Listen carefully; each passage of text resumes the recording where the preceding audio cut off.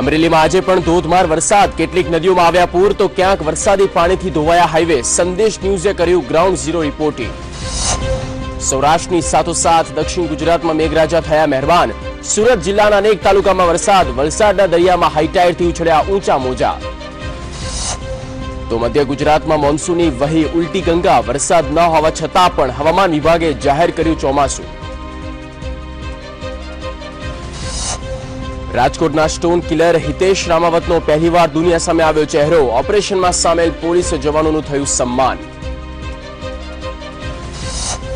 Gujarat state transport વિભાગે Volvo બસના ભાડામાં કર્યો 6% વધારો. કેન્દ્ર સરકારે સર્વિસ ટેક્સમાં વધારો કરતા લેવાયો નિર્ણય.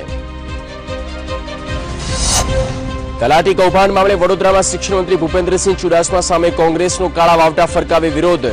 4ની અટકાયત. શિક્ષણ મંત્રી કહ્યું, હું નિર્દોષ છું.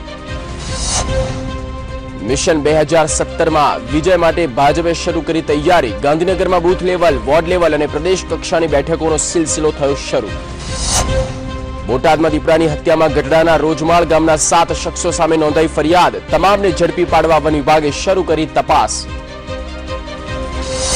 અને અમદાવાદની 139મી રથયાત્રા પહેલા થયું પોલીસનું રિહર્સલ. શહેરના તમામ રૂટ પર પોલીસ ચુસ્ત બંદોબસ્ત સાથે કર્યું રિહર્સલ.